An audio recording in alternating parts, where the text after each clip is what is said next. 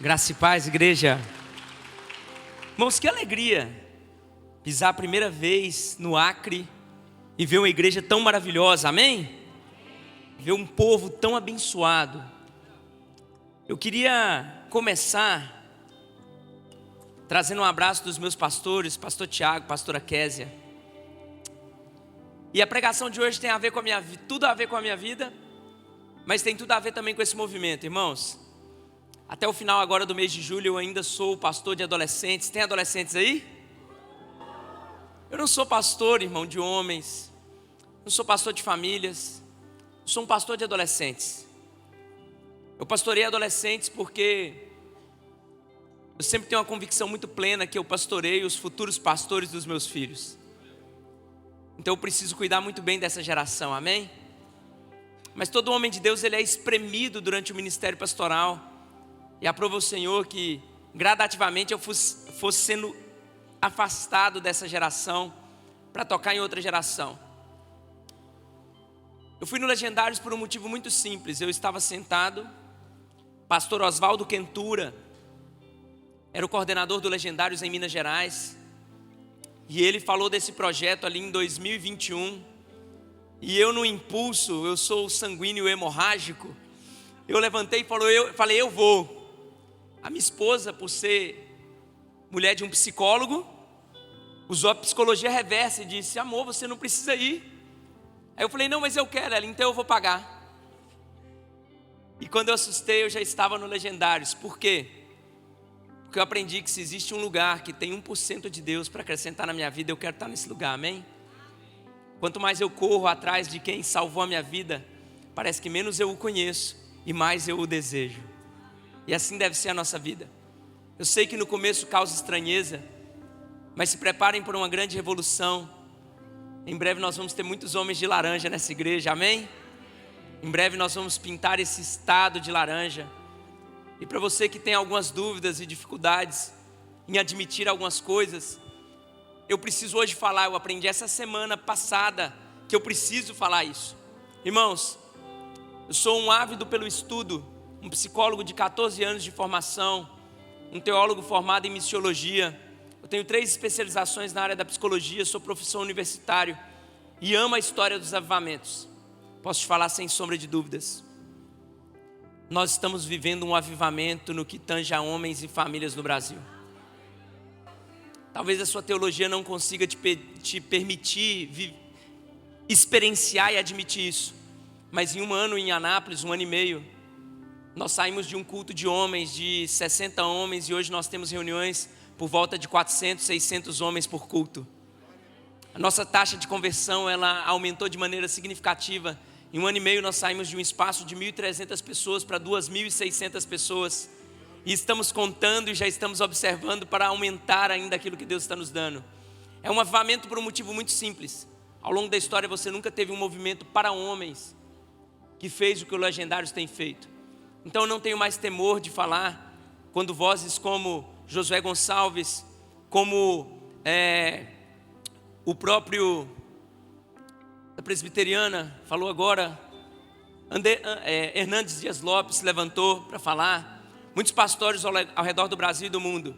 Então uma dica para você que é homem, jogue fora seu preconceito, jogue fora as opiniões da internet, vá viver sua experiência, fale daquilo que você conhece, não seja ensoberbecido e orgulhoso nas suas vaidades, se permita viver isso. Vou te dar uma dica, quem mais me dá trabalho no Legendários, eu já subi com homens com tornozeleira eletrônica, já subi com divorciados, já subi com homens com problemas na sua sexualidade. Quem mais me dá trabalho no Legendários é pastor.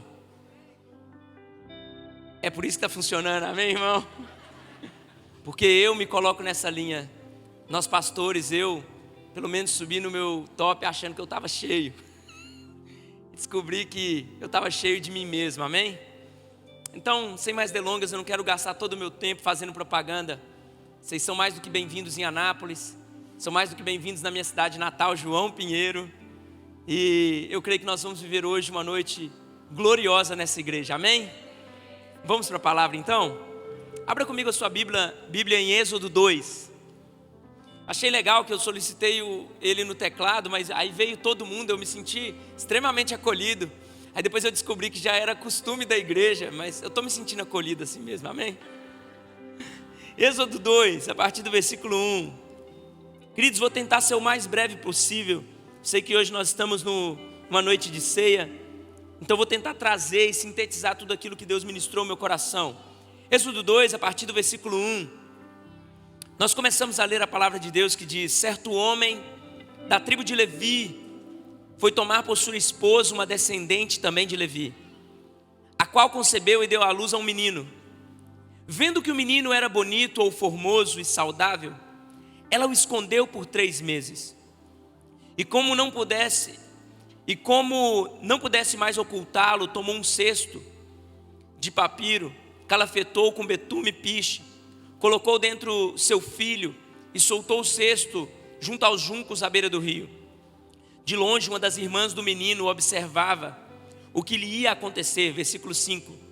Entre mentes eis que a filha de Faraó desceu para se lavar no rio. Enquanto suas criadas andavam à beira do rio, ela percebeu o cesto entre os juncos e mandou uma de suas servas apanhá-lo. Abrindo-o, viu a criança. Era um lindo menino e chorava. Entemecida declarou: esse é filho dos hebreus. Versículo 7.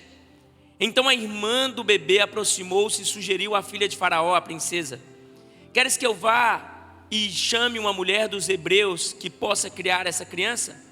A filha de Faraó prontamente respondeu: sim, vai.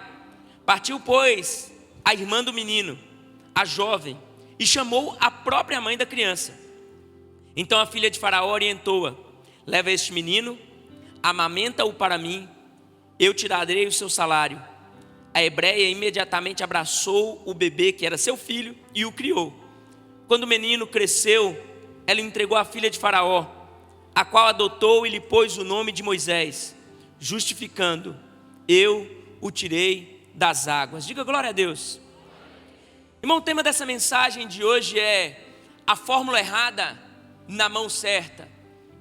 E eu quero começar te dizendo o seguinte: não é aquele clichê de pregador ou talvez um jargão.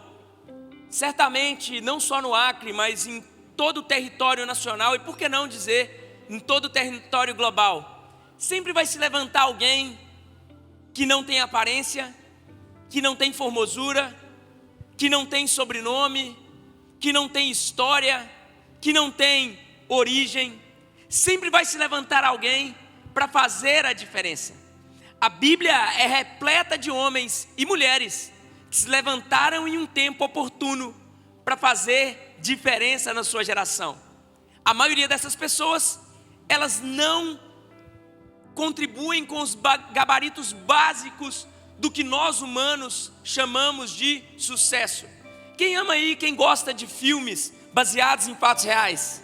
Filmes de reviravoltas, filmes aonde o mordomo se torna o patrão, filmes aonde o escravo se torna rei, filmes aonde o menino da periferia alcança os estádios ao redor do mundo. Nós amamos histórias reais, histórias que sempre vão apontar para uma volta por cima. Eu quero te contar uma história, a história de um produto. Todo mundo conhece esse produto, sim ou não? Qual é o nome desse produto? Coca-Cola.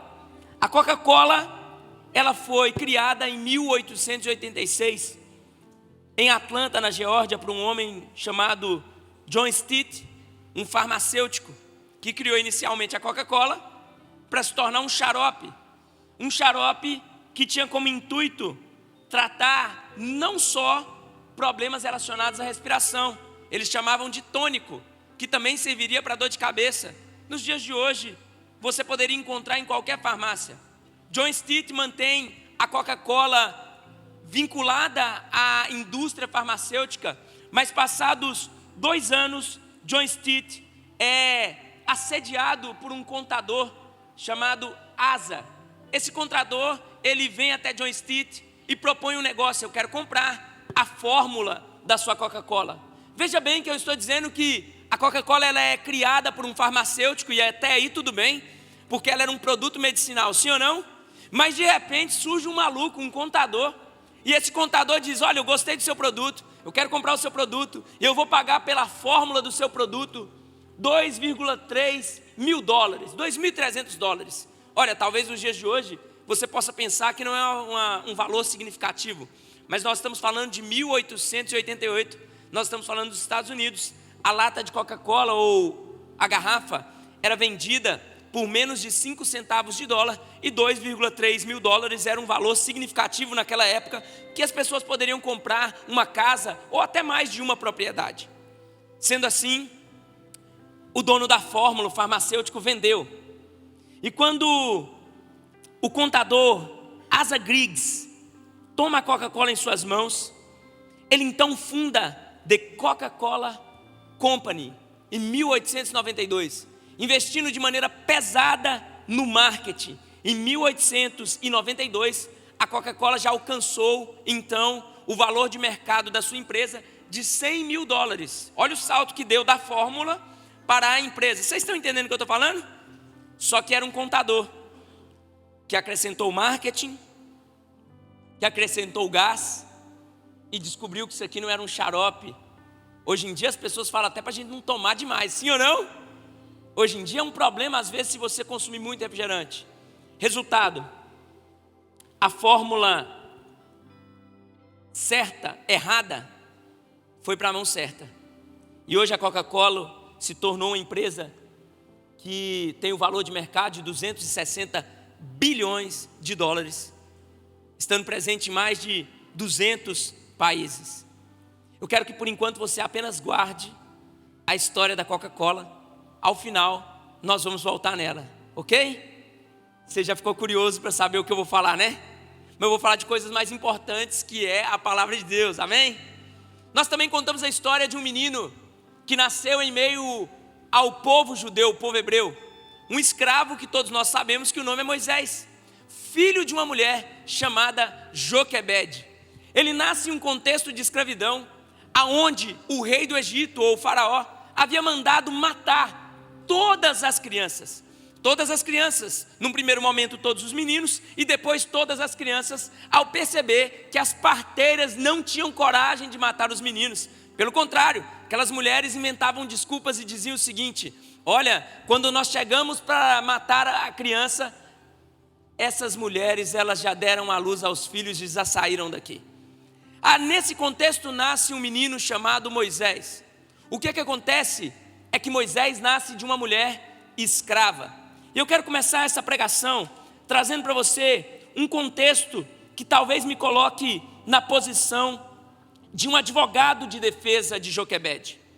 Eu acho que nos dias de hoje se torna abominável a ideia de uma mulher que coloca um filho na porta de alguém, que coloca um filho na rua, que coloca uma criança do lado de fora de sua casa. Quantos concordam comigo que essa ideia é uma ideia abominável? Levante a sua mão. De uma mulher que abandona o seu filho.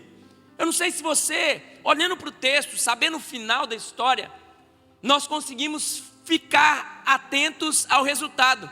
Mas se nos dias de hoje chegassem para nós e nos apontassem uma mulher que colocou um filho para morrer no canto de uma rua, na beira de um rio, todos nós iríamos nos assustar, sim ou não? Anualmente nós vemos essa mesma reportagem em inúmeros jornais. Essa mulher Joquebede, ela dá à luz a um filho em um contexto de morte. A Bíblia diz que ela olhou para o menino e viu que ele era formoso, que ele era bonito. A Bíblia diz que ela não teve coragem de matar o menino, de entregar o menino. Criou por 3 meses. O menino começou a chorar. Ela não tinha o que fazer, ela pegou um cesto. Ela pegou esse cesto e o preparou e colocou o cesto à margem do rio, lembrando cada um de nós da história de uma outra mulher chamada Agar, que em um determinado momento não queria ver o seu filho Ismael morrendo e o levou para o deserto e o colocou distante e ficou observando a distância, como quem não tem o que fazer e escolhe uma opção que seria a opção de morte. Eu quero ficar nesse tópico com vocês e eu quero ser o advogado de defesa dessa mulher. O povo hebreu vinha de um regime de 400 anos de escravidão. Depois de José, quando foi governador do Egito, o povo hebreu foi escravizado décadas depois. Então faça um cálculo comigo, a Bíblia diz que depois dos 70 anos, nós temos apenas cansaço e enfado. Sendo assim, uma geração para o povo hebreu é equivalente a 70 anos. Preste atenção. Se essa mulher, a mãe de Moisés, vinha de um regime de 400 anos de escravidão, então vamos calcular comigo que 70 anos uma geração, mais 70, 140 anos. Sim ou não? Mais 2 gerações, 280. Se você continuar calculando, você vai descobrir o que sobre essa mulher? Você vai descobrir que ela nunca aprendeu a ser livre. Você vai descobrir que o avô e a avó, os pais eram escravos, os avós eram escravos, os bisavós eram escravos, os tataravós eram escravos. Ou seja, ela nasce em um regime de escravidão. Ser escravo era o que Joquebede sabia. Joquebede não sabia o que era viver em liberdade. E eu queria que você repetisse agora comigo, diga assim: eu preciso aprender. Vamos mais alto, diga: eu preciso aprender que Jesus Cristo me chamou para a liberdade. Presta atenção no que nós estamos falando, é uma afirmação muito poderosa, irmão. Essa mulher não sabia o que era ser livre. E tem um fato curioso, pastores. Era comum na cultura dos judeus, pós-exílio, sempre que uma criança nascia, a primeira coisa que se fazia era dar um nome. Desde a era dos patriarcas, e esse vai se chamar Jacó. Quem lembra das histórias? E você dará à luz a um filho, e ele será chamado Emanuel. Você está entendendo que era cultural do povo dar um nome a um filho? Primeira coisa, o menino nasce em Joquebede e não dá nome. Você está entendendo o que eu estou falando? A primeira coisa que eu quero que você entenda é que escravos não podem dar nome a ninguém. Escravo não dá nome porque escravo não dá destino. Escravo não dá nome porque escravo não dá lar. Escravo não dá nome porque escravo não dá futuro. Escravo não dá nome porque, afinal de contas, porque eu vou dar nome para algo que vai ser morto daqui a pouco? Aquela mulher não quis dar nome porque ela não poderia dar nome para aquilo que já não estava no controle das mãos dela. O que mais me abisma nesse texto é que a Bíblia diz que quando ela pega o menino e viu ela que o menino era formoso. A palavra formoso em hebraico significa tev ou tov, dependendo da pronúncia. E significa que viu Deus que era bom, viu Deus que era excelente, viu Deus que tinha propósito. E fez separação, Deus fez separação entre luz e trevas. E viu Deus que era bom. E viu Deus que tinha propósito em estar separado. A Bíblia não está dizendo que ela viu que o menino era bonito. Está dizendo que quando ela bateu o olho no filho, ela viu que tinha propósito. Pega isso aqui agora para você nunca mais esquecer. Pessoas que têm uma mente de escravidão podem ter um grande propósito em sua mão, mas vão deixar passar despercebido. Pessoas que têm uma mentalidade de escravidão podem até ter uma grande direção de Deus, mas se não mudam a sua mentalidade, elas passam despercebidas. Querido, olhe para mim, presta bastante atenção no que eu estou te falando. Eu sou pastor de adolescentes. Eu venho de uma cidade de 37 mil habitantes. Nós implantamos a 5ª pista do Legendários no Brasil. Hoje eu faço parte do time global do Legendários, mas eu compartilhava com o pastor. Eu venho de uma cidade do interior, são 37, 40 mil habitantes.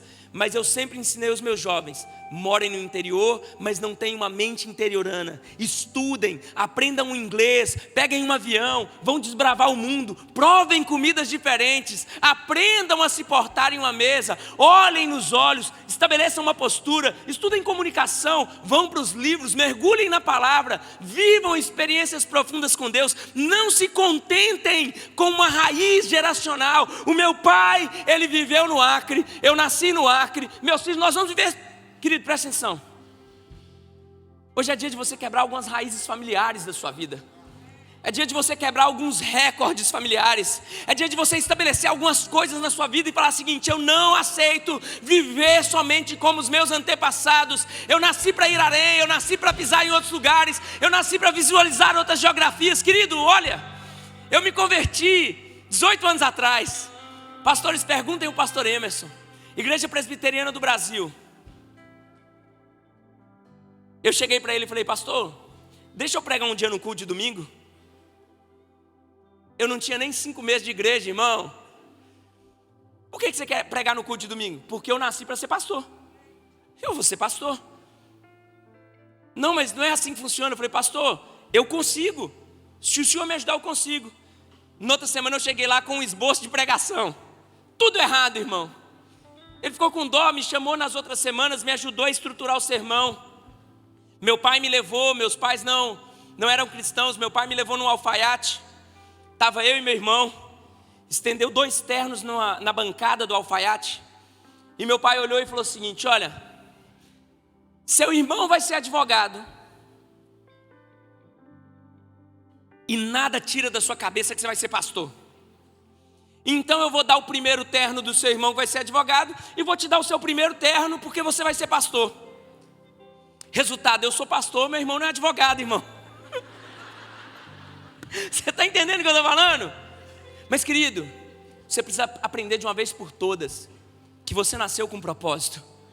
Eu entrei nessa igreja, irmão, eu já tirei foto, eu já pedi manuais, eu já falei como eu faço isso, eu já olhei aqui, falei, o louvor todo subiu, e eu sou pastor de adolescentes, mas eu coloco a mão em todas as áreas da igreja. Eu não deixo o meu pastor sossegar.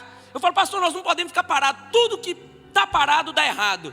Água parada, velho parado, com todo respeito ao idoso. Se você for um idoso e ficar parado, você vai dar trabalho para as pessoas. Idoso tem que exercitar, movimentar, irmão, ir para a montanha, conquistar, desbravar. Ei, presta atenção, você tem que fazer alguma coisa diferente.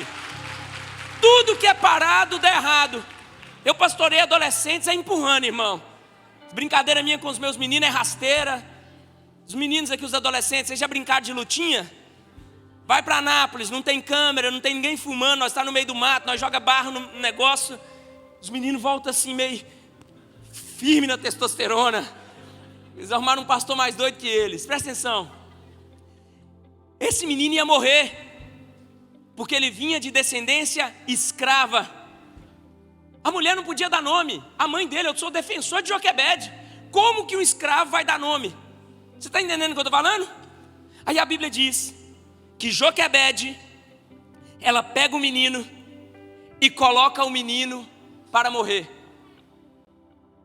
Olha a irmã de Moisés, vendo de longe, na hora que ela viu a princesa dos egípcios chegando, ela correu e falou assim: olha, eu sei alguém que pode cuidar desse menino, e depois a pessoa te devolve.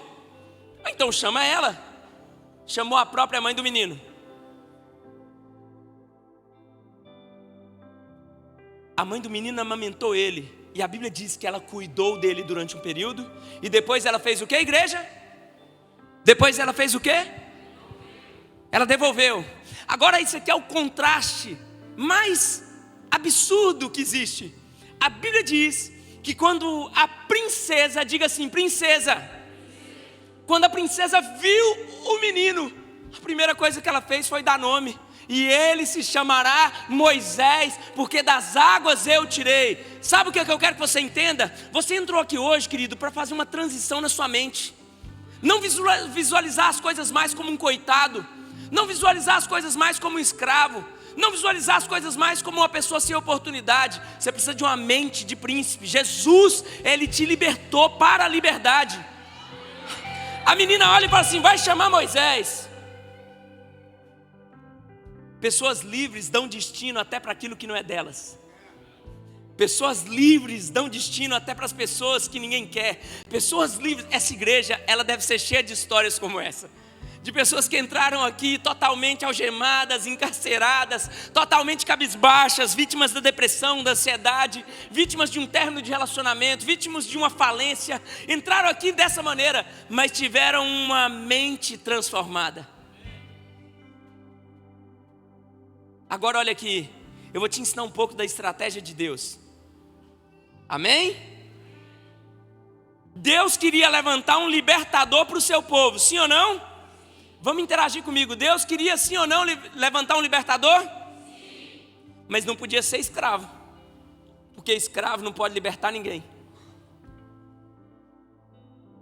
Como eu vou levantar alguém do meio dos escravos para levantar os escravos. Já sei, tem que ter sangue do meu povo. E o sangue já basta. Agora eu vou pegar o menino e vou colocar ele no lugar certo. Eu vou colocar ele na casa de Faraó. Ele vai aprender matemática com os egípcios. Ele vai aprender a linguagem dos egípcios. Ele vai aprender a trabalhar com a infantaria dos egípcios. Ele vai aprender noções de sobrevivencialismos no deserto. Ele vai aprender sobre geografia. Ele vai aprender tudo. Porque eu posso até ter um libertador, mas eu preciso formar ele. Não importa de onde você veio, querido. Não importa a sua origem. Mas a gente precisa saber até onde você quer chegar. Você tem que deixar o seu pastor com dor de cabeça, irmão. Todo respeito, pastor. Jovem, você tem que trazer projeto. Gabinete de pastor tem que ficar cheio de projeto guardado. Eu não sei quando ele vai usar, mas você tem que trazer coisas. Você tem que inovar. Você tem que ousar. Você tem que sonhar. Você tem que mostrar. E eu estou te falando que você pode viver isso. O grande problema é que igreja, irmão, eu não sei se é porque nós pastores somos chamados para cuidar das pessoas. Às vezes elas ficam melindrosas. O pastor não me olhou hoje. O pastor não me cumprimentou hoje. A pastora me deu tanta atenção quando eu cheguei e hoje ela não me dá mais. É lógico, irmão, a igreja cresceu. Centenas de pessoas chegaram. Você quer ser tratado como um novo convertido a vida toda? Você não precisa de igreja, você precisa de terapia. Irmão, eu sou psicólogo. Irmão, aqui é assim, a gente trabalha, levanta, capacita e envia. Fala, meu irmão, me ajuda a cuidar porque tem muita gente chegando. É isso ou não é? Você precisa de uma mente nova. Você tem que entender que aqui você não é espectador, você é um participante. Você tem que entender, querido, deixa eu te falar, eu não sou filho de pastor. Eu sou o primeiro cristão da minha família. Eu sou o primeiro pastor da minha família. Radassa e o Estevão, meus filhos, são a primeira geração de cristãos da minha família.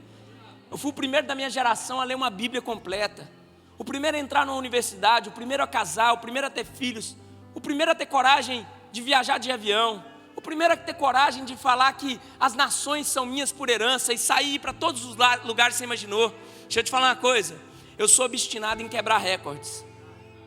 Eu quero dividir um pouco desse espírito com você hoje. Sabe o que está acontecendo? Tem gente olhando para o monte e Deus está falando, vem aqui. Mas você está com medo de subir. Você acha que você não pode. Você acha que você é pequeno. Você acha que você é vulnerável. Você acha que você não tem gabarito. Talvez Deus não esteja usando a voz que você é acostumado a ouvir. Mas quem sabe é uma tempestade. Quem sabe é o vento forte. Curva sua cabeça comigo aí. Até onde você quer chegar, querido? Até onde você quer chegar?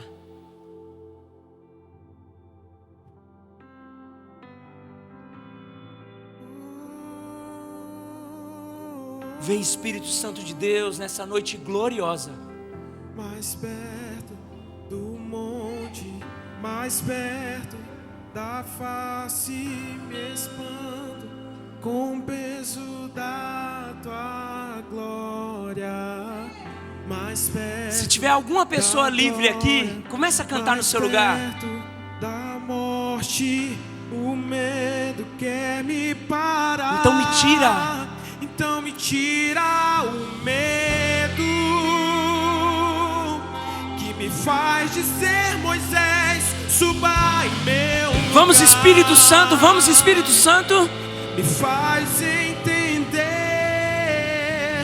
que a tempestade é você, chuva forte é você, o vento. Levante as suas mãos, vamos lá, levante as suas mãos, vamos lá. Tremer as pernas, a porta aberta é você, mas a fechada é você, é tudo sobre você.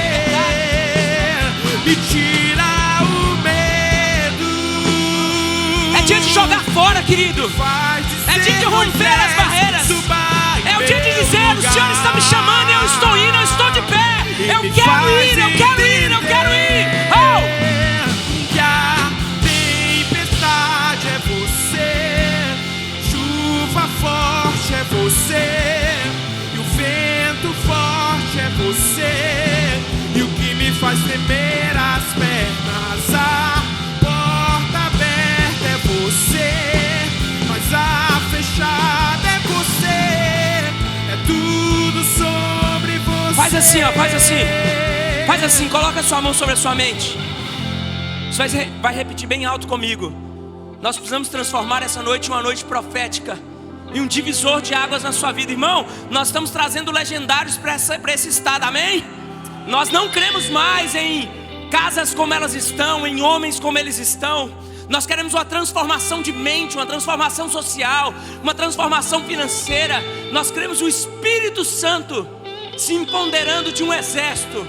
Diga assim comigo: eu estou declarando, foi para a liberdade que Cristo me libertou. Diga assim: mente esteja aberta ao novo de Deus. Mente esteja aberta para uma nova língua, um novo idioma. Intelecto, diga intelecto. Chegou o tempo de aprender coisas novas, de me dedicar a coisas novas. Diga assim: eu estou pronto para ouvir a sua voz e me mover no Senhor. Olha aqui, presta atenção. Pega só isso aqui, ó. Pode ficar de pé que nós já... É assim, irmão. Acho que o negócio aqueceu rápido, é desse jeito. Mas pega o final. Pega só o final, de pé mesmo. Você tem que começar a ter começar a ter uma mente como a mente da princesa, amém? Eu tenho que defender também a filha de Faraó. Tem uma mulher que pode cuidar do seu filho. Traz ela para mim. Chamaram uma das mulheres do povo hebreu, sim ou não? Diga assim: aquela mulher era uma escrava. Espera aí. Mas a filha de Faraó disse o seguinte: cuida do menino, porque eu vou pagar. Quem paga um escravo, irmão? Quem precisa dar dinheiro para escravo? Quem precisa abençoar escravo?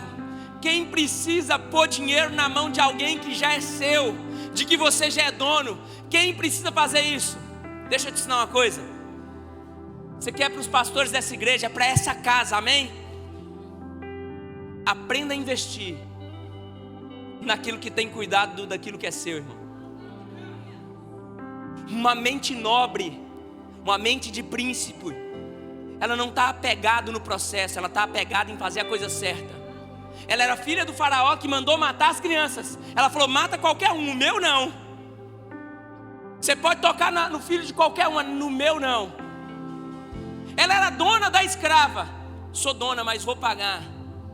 Irmão, Jesus te chamou para a liberdade, para você não enxergar mais as coisas como o homem enxerga, para você começar a ter uma percepção de nobreza sobre tudo aquilo que cai na sua mão, para você começar a rever os teus conceitos, para você começar a romper com paradigmas. Eu tenho certeza que grandes coisas Deus, Ele não só fez, mas Ele fará no nosso meio, amém? Nós vamos declarar mais uma vez. Eu vou sair de cena, o pastor já está vindo. Levante a sua mão, antes de começarmos essa canção. Pense em todos os limites que você quer romper em nome de Jesus. E lembre sempre que todos esses limites que você romper só tem um propósito: glorificar o nome dEle. Deus começou um projeto com um escravo, e posso te dizer, é assim que nós somos. Ele nos retirou de onde nós estávamos para sermos apregoadores da sua poderosa palavra, amém? Eu não sei se você está ouvindo Deus, mas quero te dizer que quem não está ouvindo Deus está ouvindo outra coisa. Eu não sei como Deus está falando no seu ouvido, mas hoje nós vamos declarar essa canção. E eu creio que essa canção, ela vai ser uma canção profética na sua vida, para te levar não aonde você quer chegar, mas para te levar aonde Jesus Cristo quer que você vá, em nome de Jesus, amém? Esqueça todo mundo que está do seu lado, feche seus olhos, mãos erguidas, vamos lá? Que me faz de ser Moisés, suba em meu lugar. Me faz entender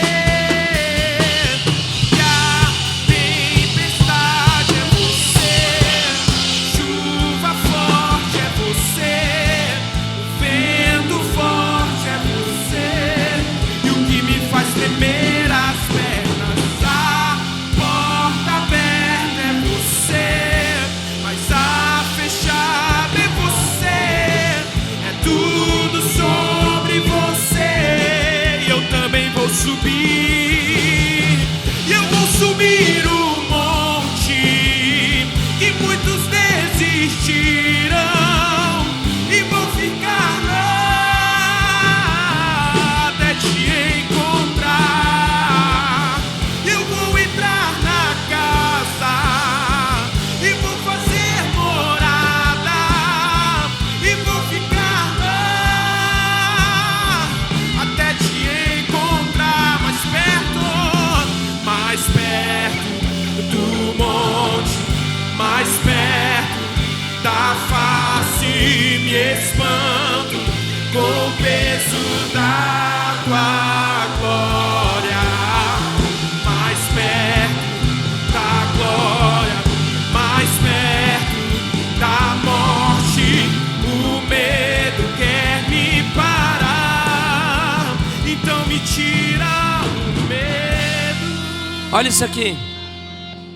Vocês acharam que eu ia esquecer, né? O Pedro estava me lembrando. A grande questão é que não importa, Pedro, se você for a fórmula errada, desde que você esteja na mão da pessoa certa. O que importa não é a embalagem, o que importa é o que está dentro dela. Tem pessoas que ao longo da sua vida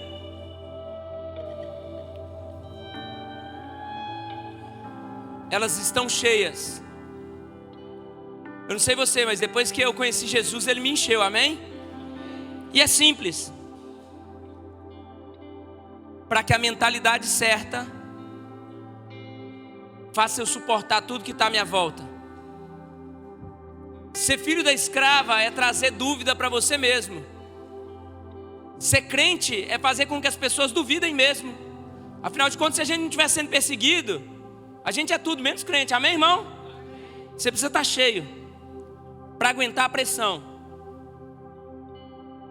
Eu não sei do que você está cheio, mas se você não anda aguentando, irmão. Agora tem uma coisa: os dois são crentes e eles se parecem muito, amém? E os dois estão com a mesma camiseta da igreja, que é linda por sinal, dos voluntários. Só que um deles decidiu viver por um propósito maior. A vida dele é buscar o Espírito Santo, irmão. A vida dele é mergulhar. A vida dele é viver todos os dias como se fosse o último. O outro vem servir com o espírito errado, com o coração no lugar errado. O outro ouve muita coisa, mas não está ouvindo Deus. Por isso eu achei fantástico chegar aqui e ver os voluntários com uma palavra ali do lado de fora. Você pode até ter aparência, mas não adianta ter aparência se você não tiver a essência.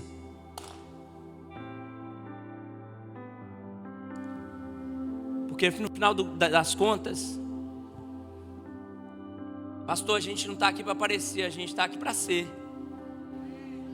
A minha declaração sobre a Coca-Cola não é uma declaração carnal, é mais espiritual do que você imagina. Não é sobre quem você parece, é sobre o que você tem. Moisés não parecia, ele era. Por isso, se essa palavra é importante para você nessa noite, sobre ser e não parecer, eu gostaria que você aplaudisse o Senhor em nome de Jesus, amém?